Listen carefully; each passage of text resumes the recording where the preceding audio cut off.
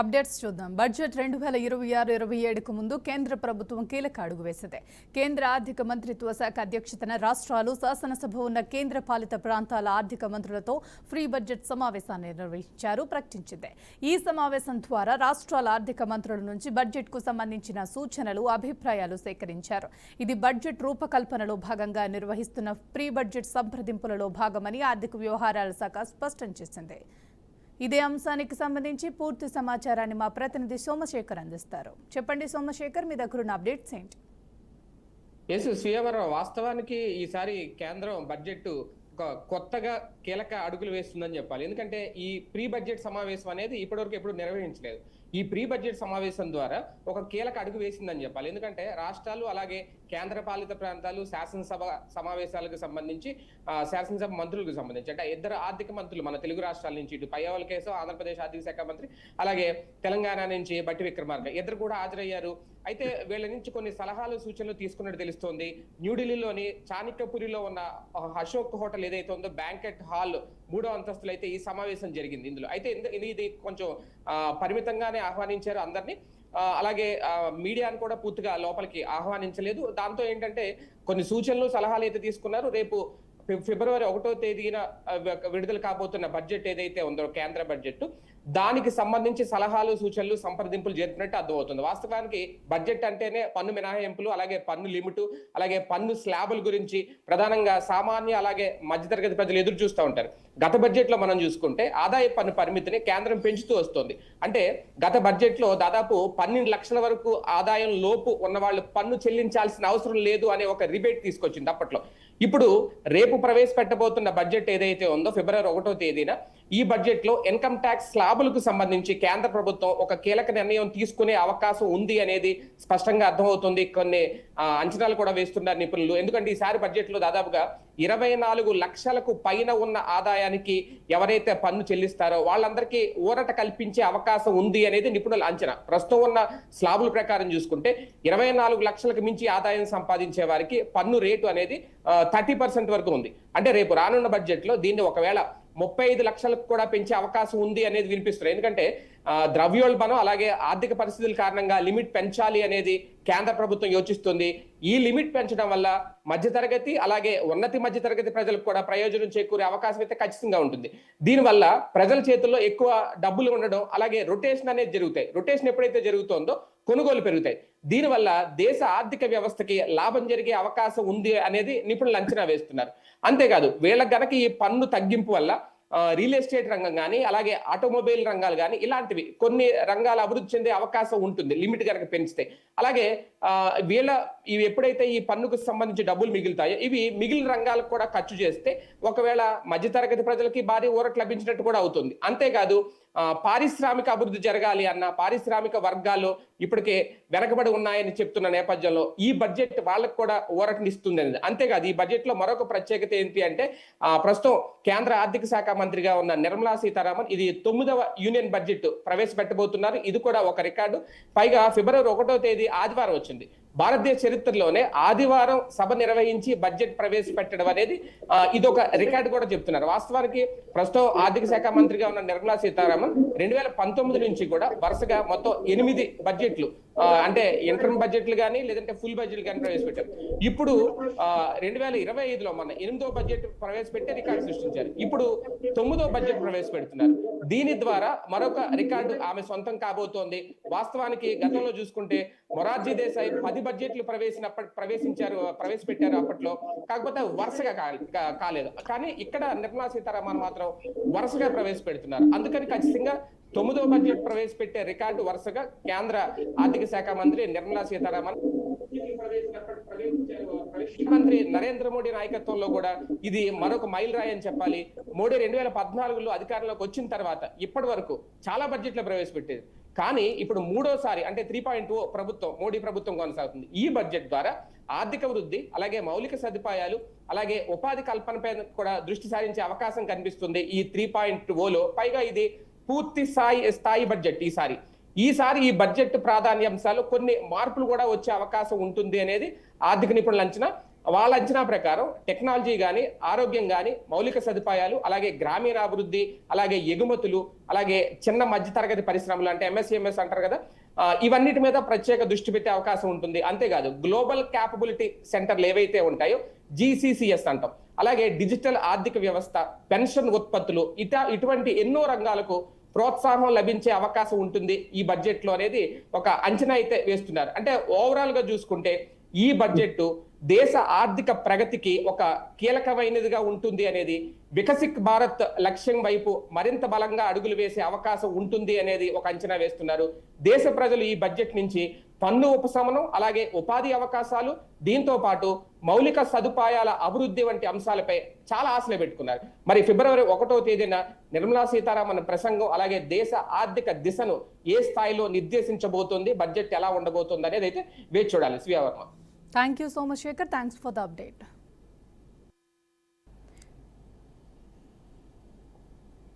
తెలంగాణ రాజకీయాలు కీలక దశకు చేరుకున్నాయి. రాష్ట్రంలో ఖాళీ కానున్న 2 రాజ్యసభ స్థానాలు రాజకీయంగా ఆసక్తిని రేపుతున్నాయి. ప్రస్తుత సంఖ్యాబలం ప్రకారం కాంగ్రెస్ కు ఒక స్థానం దాదాపు ఖాయంగా కనిపిస్తోంది. అయితే 2వ స్థానం కోసం సీఎం రేవంత్ రెడ్డి, కేసీఆర్ మధ్య నెంబర్ గేమ్ తప్పదనే చర్చ జరుగుతోంది. ఈ రాజ్యసభ ఎన్నికలు తెలంగాణ రాజకీయాల్లో కీలకంగా మారనున్నాయి. దీనికి సంబంధించిన మరింత సమాచారాన్ని మా బీఆర్కే ప్రతినిధి రామకృష్ణ అందిస్తారు. రామకృష్ణ, చెప్పండి, అంశానికి సంబంధించిన అప్డేట్ ఏంటి? ఝాన్సీ, ఏదైతే తెలంగాణ రాష్ట్రానికి సంబంధించి 2 రాజ్యసభ స్థానాలు ఖాళీ అవుతున్నాయో చెప్పుకోవచ్చు. దానికి సంబంధించి ఏప్రిల్ 9వ తారీఖున అభిషేక్ మన సింఘ్వి ఒకటి, రెండోది కాంగ్రెస్ సీనియర్ నాయకుడు, రెండోది బీఆర్ఎస్ పార్టీకి చెందిన సురేష్ రెడ్డి, 2 రాజ్యసభ స్థానాలు కూడా ఖాళీ అవుతున్నాయి. దానికి సంబంధించి కూడా కాంగ్రెస్ పార్టీ దగ్గర దాదాపుగా 66 ఎమ్మెల్యే సీట్లు ఉన్నాయి. అదే బీఆర్ఎస్ పార్టీ దగ్గర 37 ఉన్నాయి. రాజ్యసభ స్థానం ఎవరైతే కైవసం చేసుకోవాలనుకుంటారో ఒక్కొక్క రాజ్యసభకి సంబంధించి 40 మంది ఓటింగ్ వేయాల్సి ఉంటుంది. సో దానిలో భాగంగానే 66 ఎమ్మెల్యేలు కాంగ్రెస్ పార్టీ ఉన్న నేపథ్యంలో రెండిట్లో ఒకటి కన్ఫామ్గా కాంగ్రెస్ పార్టీ గెలిచే అవకాశం ఉంటుంది. రెండో రాజ్యసభకు సంబంధించి ఏదైతే నంబర్ గేమ్లో కొంత కాంగ్రెస్ పార్టీకి తక్కువ ఉన్న నేపథ్యంలో బీఆర్ఎస్ పార్టీకి కావాల్సింది మాత్రం 37 ఎమ్మెల్యేలు ఉన్నారు. 37లో దాదాపుగా ఇంకా 3 కావాలి ఎమ్మెల్యేలు ఒక రాజ్యసభ స్థానాన్ని కైవసం చేసుకోవాలంటే బీఆర్ఎస్ పార్టీకి మాత్రం ఒక 3 ఎమ్మెల్యే స్థానాలు కావాలి. సో దీనికి సంబంధించి కొంత నంబర్ గేమ్, ఇద్దరి మధ్య పోటీ తత్వం అయితే ఎక్కువగా ఉంది. దీనికి సంబంధించి కాంగ్రెస్ పార్టీలో ఏదైతే కొంత ఎమ్మెల్యేల మధ్య, మంత్రుల మధ్య కొంత సఖ్యత లేదు. సో దానికి సంబంధించి బ్యాలెట్ పైన ఓటింగ్ జరుగుతుంది.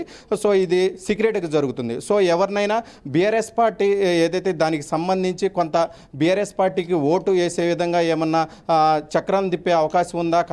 బీఆర్ఎస్ పార్టీ అధినేత కేసీఆర్ అనేది మొత్తం చర్చనీయాంశంగా మారనుంది. సో మొత్తం మీద చూసుకున్నట్లయితే కాంగ్రెస్ పార్టీ వచ్చి 2 ఏళ్ళు అవుతుంది. దానికి సంబంధించి కొంత పరిపాలన దృష్ట్యా ఏ విధంగా పరిపాలన చేసింది ఏంటి మొత్తం కూడా కొంత వ్యతిరేకత ఏమన్నా ఎమ్మెల్యేల నుంచి వచ్చే అవకాశం ఏమన్నా ఉందా? కొంత ఆశ పెట్టుకుంది. ఏదైతే చిన్న పార్టీలు కావచ్చు, ఎంఐఎం పార్టీ కూడా కింగ్ మేకర్గా వ్యవహరించే అవకాశం ఉంది. ఎంఐఎం ఎవరికి సపోర్ట్ చేస్తుందా? అధికారికంగా కొంత కాంగ్రెస్ పార్టీకి సపోర్ట్ చేసినా కానీ ఈ రాజ్యసభ స్థానం అనేది బ్యాలెట్ ఓటింగ్లో జరుగుతుంది, సీక్రెట్ ఓటింగ్ ఉంటుంది. సో ఏదైనా గేమ్ చేంజ్ ఏదైనా జరుగుతుందా? బీఆర్ఎస్ పార్టీ అధినేత కేసీఆర్ ఏదైనా చక్రం తిప్పుతారా? చక్రం తిప్పి ఎంఐఎం పార్టీతో కొంత ఓటింగ్ ఎమ్మెల్యేల ఓటింగ్ కొంత బీఆర్ఎస్ పార్టీకి వేసే విధంగా ఏమన్నా మాట్లాడే అవకాశం ఉందా? ఒకవేళ ఖచ్చితంగా ఎంఐఎం సపోర్ట్ ఏదన్నా ఇస్తే మాత్రం బీఆర్ఎస్ పార్టీ గెలిచే అవకాశం ఉంది. మరో కోణం చూసుకున్నట్లయితే కాంగ్రెస్ పార్టీ అదే తరహాలో సీఎం రేవంత్ రెడ్డి చక్రం తిప్పే అవకాశం ఉంది. ఖచ్చితంగా ఏదైతే 2వ స్థానానికి కూడా కాంగ్రెస్ పార్టీ కైవసం చేసుకోవడానికి ఏదైనా ఏర్పాట్లు, దానికి సంబంధించి బీఆర్ఎస్ పార్టీలో ఉన్నటువంటి ఎమ్మెల్యేలని కొంత కాంగ్రెస్ పార్టీకి మొగ్గు చూపే అవకాశం ఎక్కువగా కనిపిస్తుంది. సో మొత్తం మీద చూసుకున్నట్లయితే కొంత కింగ్ మేకర్గా ఎంఐఎం పార్టీ రాజ్యసభ స్థానానికి సంబంధించి కొంత వ్యవహారం చేసే అవకాశం ఎక్కువగా కనిపిస్తుందో. ఒక సిపిఐ ఉంది. సిపిఐ ఆల్రెడీ కాంగ్రెస్ పార్టీతోనే పోటీ చేశారు, వాళ్ళంతా కలిసే పోటీ చేశారు. కాబట్టి ఖచ్చితంగా కాంగ్రెస్ పార్టీకి కూడా ఎంఐఎంకి సిపిఐ కూడా కాంగ్రెస్ పార్టీకే సపోర్ట్ చేసే అవకాశం ఉంది. ఇక బీజేపీ సొంతంగానే ఉంటుంది. సో ఎవరికి కూడా దానికి సపోర్ట్ చేసే అవకాశం ఉండదు. సో ఏదైనా అవకాశం ఉంటే మాత్రం ఎంఐఎం కావచ్చు, బీఆర్ఎస్, కాంగ్రెస్, ఈ 3 పార్టీల మధ్య ప్రధానమైన దీనికి సంబంధించి సపోర్టింగ్ ఉండేది.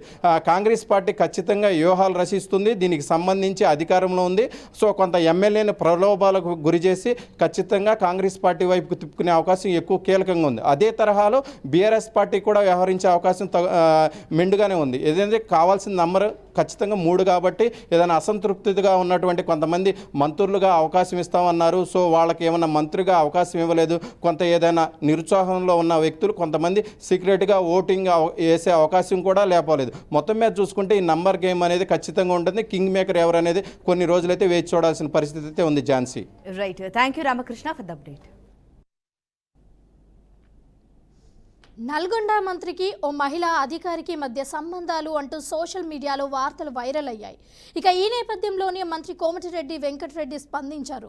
1-2 టీవీ ఛానల్స్లో వార్తలు వచ్చాయని వాటిని తను ఖండిస్తున్నట్లుగా మంత్రి అన్నారు. తన గురించి తప్పుడు వార్తలు రాయడం సమంజసం కాదు అని చెప్పారు. ఇంకా సరిపోలేదంటే విషమిచ్చి చంపేయమని మంత్రి కోమటిరెడ్డి ఆవేదన వ్యక్తం చేశారు. తన కొడుకు చనిపోయినప్పుడే రాజకీయాలు మానేసి ఉంటే బాగుండేది అని తీవ్రంగా స్పందించారు. ఇక ఇదే అంశానికి సంబంధించి పూర్తి సమాచారాన్ని మా బీఆర్కే ప్రతినిధి శ్రీనివాస్ అందిస్తారు. శ్రీనివాస్, చెప్పండి, మీ దగ్గర ఉన్న అప్డేట్ ఏంటి? గత కొద్ది రోజులుగా సోషల్ మీడియాలో నల్గొండకు చెందినటువంటి ఓ మంత్రికి అలాగే ఓ మహిళా అధికారికి సంబంధాలు ఉన్నాయని చెప్పేసి తీవ్రమైనటువంటి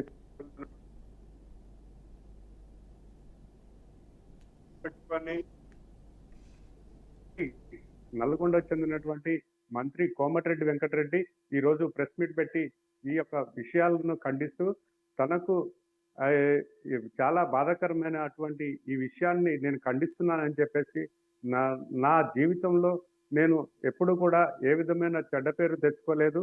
నేను ఈ యొక్క అంశాలకు నాకు ఏ విధమైనటువంటి సంబంధం లేదు.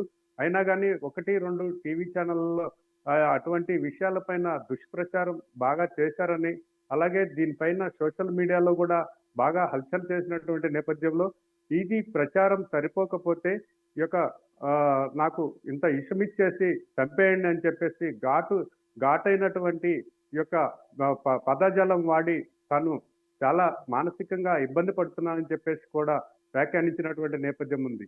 ఈ సందర్భంలోనే ఈ అంశం పైన ఆయన స్పందించినటువంటి విషయాన్ని పలు రాజకీయ పార్టీలు ఏ విధంగా ఏ కోణంలో చూస్తున్నాయనేది కూడా ప్రజల్లో నానుతున్నటువంటి ప్రశ్నలుగా మిగిలిపోతున్నటువంటి నేపథ్యం ఉంది. ఈ నేపథ్యంలోనే ఈ యొక్క అంశం పైన ఏదైతే ఈ టీవీ ఛానల్లో ప్రచారమైనటువంటి నల్గొండకు చెందినటువంటి ఒక మంత్రికి ఒక మహిళా అధికారికి ఉన్నటువంటి ఈ యొక్క సంబంధాలు పైన వచ్చినటువంటి అపోహలు ఏవైతే ఈ ప్రచారాలు ఏవైతే ఉన్నాయో వీటిని తీవ్రంగా ఖండిస్తున్నానని చెప్పేసి తాను వ్యాఖ్యానించినటువంటి నేపథ్యం కూడా ఉంది. ప్రేమ సరిపోయింది అన్నది గమ్ముండ్రా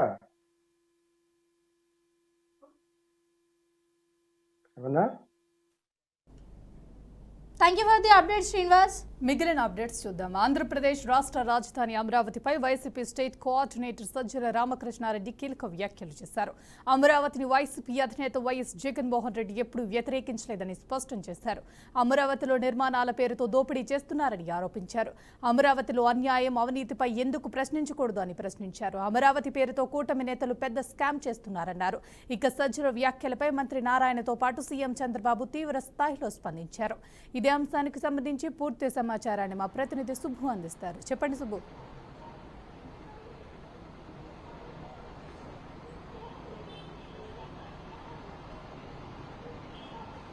okay Siva Varma, YCP state coordinator Sajjala Ramakrishna Reddy Telugu Desam పార్టీకి కూటమి ప్రభుత్వానికి వ్యతిరేకంగా వ్యాఖ్యలు చేశారు. 2019కి ముందే వైఎస్ జగన్మోహన్ రెడ్డి తాడేపల్లిలో ఇల్లు కట్టుకున్నారని, అమరావతిలో ఇల్లు కట్టుకున్నారని చెప్పి అమరావతిని జగన్మోహన్ రెడ్డి ఎప్పుడు వ్యతిరేకించలేదని చెప్పుకొచ్చారు. అప్పుడు జగన్మోహన్ రెడ్డి అదే మాట్లాడారు, ఇప్పుడు కూడా జగన్మోహన్ రెడ్డి అదే మాట్లాడుతున్నారని చెప్పి సజ్జల రామకృష్ణారెడ్డి వెనకేసుకొచ్చే ప్రయత్నం చేశారు. కూటమి నేతలు అమరావతి రాజధాని పేరు చెప్పుకొని దోచుకుంటున్నారని చెప్పేసి కూడా స్పష్టంగా చెప్పడం జరిగింది. అంతేకాకుండా అమరావతిలో జరుగుతున్న అన్ని స్కాములకి mother of all scams Chandrababu Naidu అని చెప్పేసి విమర్శలు చేయడం జరిగింది. అంతేకాకుండా గతంలో రైతులు ఇచ్చిన 50,000 ఎకరాలకు సంబంధించి రైతులకి ఏం చేశారని, వాళ్ళకి ఇవ్వాల్సిన ఫ్లాట్లు రిజిస్ట్రేషన్ ఇప్పటి వరకు జరిగిందా అని చెప్పేసి ఆయన ప్రశ్నించారు. అయితే రైతుల్ని మోసం చేశారని చెప్పేసి రైతులకి అంత అన్యాయం జరిగింది చంద్రబాబు మూలంగానే. కూటమి ప్రభుత్వంలో కూడా ఇప్పుడు కూడా అన్యాయం జరుగుతుంది. గతంలో తెలుగుదేశం ప్రభుత్వం అధికారంలో ఉన్నప్పుడు కూడా రైతులకు అన్యాయం జరిగింది, అమరావతి రైతులకు అన్యాయం జరిగింది.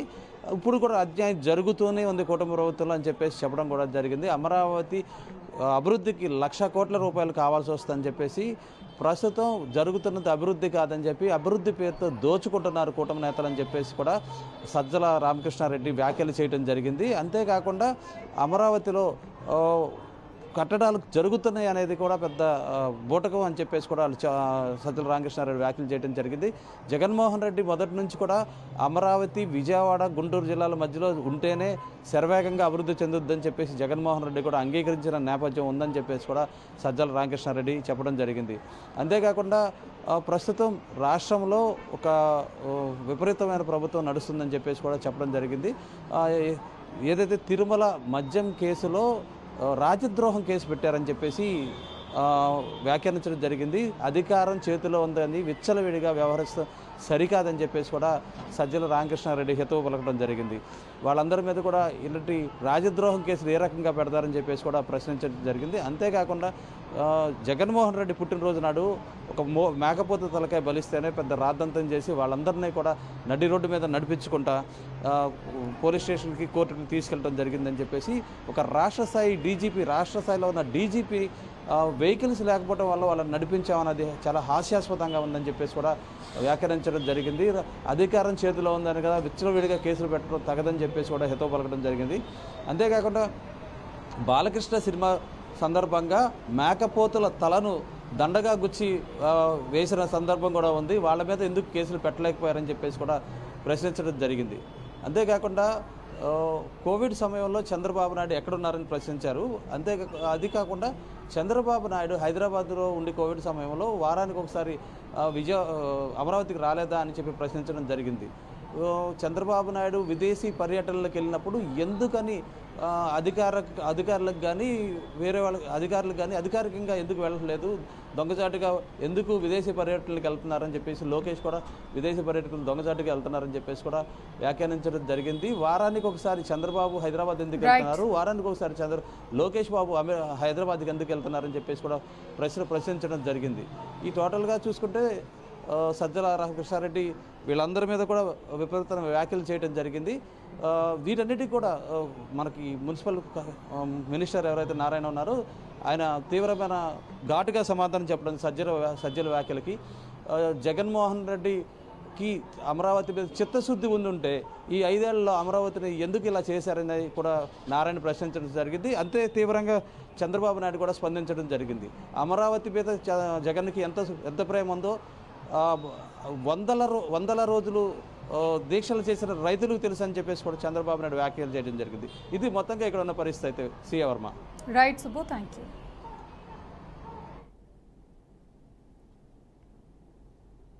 కోనసీమ జిల్లా ఇరుసుమండ గ్రామ పరిధిలోని ఓఎన్జీసీ మోరీ 5 డ్రిల్లింగ్ సైట్లో గత కొన్ని రోజులుగా ప్రజలను భయాందోళనకు గురిచేసిన బ్లోఅవుట్ ఘటన ఎట్టకేలకు అదుపులోకి వచ్చింది. బావి నుంచి గ్యాస్ లీక్ కావడంతో చెలరేగిన మంటలను ఓఎన్జీసీ విపత్తు నిర్వహణ బృందాలు అహోరాత్రులు శ్రమించి పూర్తిగా ఆర్పివేశాయి. ప్రమాద తీవ్రత దృష్ట్యా తొలుత బావి చుట్టుపక్కల ప్రాంతాన్ని పూర్తిగా భద్రతా వలయంలోకి తీసుకుని గ్రామస్తులను అప్రమత్తం చేశారు. దేశంలోని వివిధ ప్రాంతాల నుంచి వచ్చిన ప్రత్యేక సాంకేతిక నిపుణులు అత్యాధునిక అగ్నిమాపక పరికరాలతో మంటలపై దశల వారీగా నియంత్రణ సాధించారు. దీనికి సంబంధించిన మరింత సమాచారాన్ని మా బీఆర్కే ప్రతినిధి అశోక్ అందిస్తారు. అశోక్, చెప్పండి, అంశానికి సంబంధించిన అప్డేట్ ఏంటి? Thank you Jhansi. ప్రస్తుతం అంబేద్కర్ కోనసీమ జిల్లా మలిక్కిపురం మండలం ఇరుసుమండ గ్రామంలో ఓఎన్జీసీ మోరీ 5 డ్రిల్లింగ్ ఏదైతే సైట్ లో జరిగిన బ్లోఅవుట్ గట్ అయితే మాత్రం ఎట్టకేలకు అదుపులోకి అయితే రావడం జరిగింది. ఈ నెల 5వ తేదీన ఉదయం 11:30 సమీపంలో ఈ యొక్క సంఘటన సంబంధించి బావి నుంచి అకస్మాత్తుగా గ్యాస్ లీక్ కావడంతో భారీ ఎత్తున మంటలు చెలరేగి ఘటన అయితే మాత్రం పూర్తి స్థాయి అయితే మాత్రం ఆంధ్రప్రదేశ్ అంతా కూడా ఒక విధంగా ఉత్కంఠం అయితే ఏదైతే పూర్తి స్థాయిలో కలవరపెట్టిందని చెప్పొచ్చు. గ్యాస్ పీడనం ఎక్కువగా ఉండడంతో మంటలు వెంటనే అదుపులోకి రాకపోవడంతో పూర్తి స్థాయిలో కూడా అధికారులందరూ కూడా అహర్నిశలు పూర్తి స్థాయిలో దాని మీద శ్రమించి మంటలు వెంటనే అదుపులోకి తీసుకొచ్చే ప్రయత్నం కూడా చేయలేకపోయిన పరిస్థితి అయితే మాత్రం దీనైతే ఒక భద్రతా విధంగా కూడా చూసుకున్నట్టు చెప్పొచ్చు. అయితే ప్రమాద తీవ్రత దృష్ట్యా బావి చుట్టుపక్కల ప్రాంతాన్ని పూర్తిగా కూడా అందరూ కూడా పూర్తిగా భద్రతా విధంగా స్థానిక గ్రామస్తులు అయితే మాత్రం అందరినీ కూడా పూర్తిగా వారందరినీ సురక్షిత ప్రాంతాలకు చేరవేయడం జరిగింది. ప్రత్యేకంగా చూసుకున్నట్లయితే స్థానిక గ్రామస్తులు అప్రమత్తం చేసి అవసరమైతే తరలించేందుకు సిద్ధంగా కూడా ఉంచడం జరిగింది. అధికారులు అయితే దేశంలోని వివిధ ప్రాంతాల నుంచి ప్రత్యేక సాంకేతిక నిపుణులు కూడా పూర్తి స్థాయిలో రప్పించి ఓఎన్జీసీ అత్యాధునిక అగ్నిమాపక పరికరాలతో అగ్నిమాపక సిబ్బంది ఓఎన్జీసీ విపత్తు నిర్వహణ బృందాలు అహోరాత్రులు శ్రమించిన ఆపరేషన్ వాటర్ అంబ్రెల్లా టెక్నిక్ ద్వారా కూడా మంటలు తీవ్రతను దశల వారీగా తగ్గించుకుంటూ వచ్చారు. అయితే పూర్తి స్థాయి అధికారులు అయితే మాత్రం 6 రోజులు వారి పూర్తి స్థాయిలో అయితే మాత్రం నిర్విరామ ప్రయత్నాలు అయితే అనంతరం వెల్ క్యాపింగ్ ప్రక్రియను విజయవంతంగా పూర్తి చేశామని చెప్పేసి ఈ రోజు ప్రకటించడం జరిగింది. అదే విధంగా గ్యాస్ లీకేజ్ పూర్తిగా నిలిపివేయడంతో బ్లోఅవుట్ ఘటనగా అయితే మాత్రం ఈ రోజుతో కూడా 6 రోజుల తర్వాత కూడా ఈ రోజుతో కూడా పూర్తిగా అయితే మాత్రం అదుపులోకి రావడం కూడా జరిగిందని చెప్పవచ్చు. అయితే ఇరుసుమండతో పాటు పూర్తిగా చుట్టుపక్కల ఉన్న గ్రామ ప్రజలకు ఎవరైతే ఉన్నారో వారితో పూర్తి స్థాయిలో భవిష్యత్తులో ఇలాంటి ప్రమాదాలు జరగకుండా భద్రతా చర్యలు మరింత కఠినంగా అమలు చేయాలని కూడా గ్రామస్తులు అయితే డిమాండ్ చేయడం జరిగింది. ప్రజల్లో 6 రోజులుగా భయాందోళనకు గురి చేసిన ఓఎన్జీసీ ఎవరైతే ఉన్నారో బ్లోఅవుట్ ఘటన పూర్తిగా అదుపులోకి వచ్చినట్లు అధికారులు అయితే మాత్రం పూర్తిగా స్పష్టం చేయడం జరిగింది.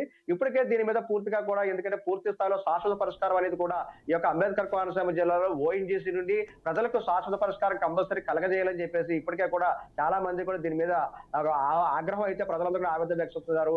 ఏదైతే ఓఎన్జీసీ గ్యాస్ లీకినప్పుడల్లా కూడా మేము చుట్టుపక్కలకి ఇళ్ళ గ్రామాలు వదిలేసి బయటకు పారిపోయే పరిస్థితి ఎందుకు రావాలి? నాయకులు కానివ్వండి, ఎవరైనా అధికారులు కానివ్వండి, దీన్ని ముందుగానే పరీక్ష చర్యలు తీసుకుని దాన్ని ఇమీడియట్ గా ప్రజలకు సరైన భద్రత శాశ్వత పరిష్కారం చేసే విధంగా కూడా ముందుగానే చేసుకోవాలని చెప్పేసి అలాగే ప్రభుత్వ పనితీరు ఒక పక్క అభినందించినా సరే ప్రైవేట్ వ్యక్తీకరణలకు ఎవరైతే ఈ డీప్ ఇండస్ట్రీస్ వారికి ఈ యొక్క ఇవ్వడంతో వారికి అవగాహన లోపం వల్ల కూడా ఈ ప్రమాదం జరిగిందని కూడా కొంతమంది స్థానికులు చెబుతున్నారు. అలాగే స్థానికంగా ఉన్న వాళ్ళు చెబుతున్నారు. ప్రతిపక్ష వాళ్ళు కూడా దీని మీద పూర్తిస్థాయిలో విడిచిపడ్డారు. ఏదేమన్నప్పటికీ ఆంధ్రప్రదేశ్ మొత్తం అంతా కూడా ఒక్కసారిగా అంబేద్కర్ కోనసీమ జిల్లా రాజోల నియోజకవర్గం ఇసుకమూల గ్రామంలో వైపు చూసే పరిస్థితి అయితే మాత్రం నెలకొన్న తరంలో ఒక ఊపిరి పీల్చుకొని చెప్పొచ్చు. ఇప్పటికే గ్రామాల్లో ప్రజలందరూ కూడా వారి నివాసాల్లో అయితే మాత్రం నిశ్చితంగా వారి నివాసం ఉంటున్నారు. అందరూ కూడా పూర్తి స్థాయిలో అయితే మాత్రం ఊపిరి పీల్చుకున్న పరిస్థితి అయితే మాత్రం ఉంది. Jhansi, right, thank you Ashok for the update. బంగ్లాదేశ్లో హిందువులపై జరుగుతున్న దాడులు ఆందోళన కలిగిస్తున్నాయి. ఇప్పటికే అక్కడ మైనారిటీల భద్రతపై తీవ్ర ప్రశ్నలు తలెత్తుతున్నాయి. తాజాగా మరో హిందూ యువకుడు బోయ్ మహాపాత్రో దారుణ హత్యకు గురయ్యాడు. మహాపాత్రను తీవ్రంగా కొట్టి అనంతరం విషమిచ్చి హతమార్చినట్లుగా సమాచారం. కేవలం నెల రోజుల వ్యవధిలోనే 9 మంది హిందువులు హత్యకు గురవ్వడం కలకలం రేపుతోంది. ఇక ఈ ఘటనపై అంతర్జాతీయంగా తీవ్ర విమర్శలు వెల్లువెత్తుతున్నాయి. అసలు అక్కడ ఏం జరుగుతోంది? మైనారిటీలకు రక్షణ లేదే అని భారతదేశ వ్యాప్తంగా ఆందోళన వ్యక్తమవుతుంది. ఇక ఇదే అంశానికి పూర్తి సమాచారాన్ని మా బీఆర్కే ప్రతినిధి రవీందర్ అందిస్తారు. రవీందర్, చెప్పండి, మీ దగ్గర ఉన్న అప్డేట్ ఏంటి? రమ్య, ఏదైతే బంగ్లాదేశ్ లో జరుగుతున్నటువంటి మరణకాండ ఏదైతే ఉందో దాన్ని పూర్తిగా నిషేధింపబడినటువంటి రాష్ట్రంగానే దాన్ని చూస్తున్నారు. మొత్తం మీద హిందువులు కానీ మైనార్టీల పైన కానీ అక్కడ జరుగుతున్నటువంటి అల్లర్లు ఏవైతే ఉన్నాయో అది చాలా దిగ్భ్రాంతికి లోను చేస్తున్నటువంటి సందర్భం చూస్తున్నాం. అయితే మొత్తం ప్రపంచ దేశాలలో కూడా అక్కడ గతంలోనే మైనార్టీల పైన దాడులు జరపడం, హత్యాకాండ జరగడంతో కొంత నిరసన వ్యక్తమైంది. అయినప్పటికీ కూడా ఈ మధ్యలో మళ్ళా ఒకటే నెలలో హిందువులను మొత్తం 9 మందిని హతమార్చడం, ఆ పైన విష ప్రయోగాలు చేయడం, తర్వాత చనిపోకపోతే ఇంకా అనేక రకాలైనటువంటి విధంగా వాళ్ళను చంపడం అయితే జరుగుతుంది.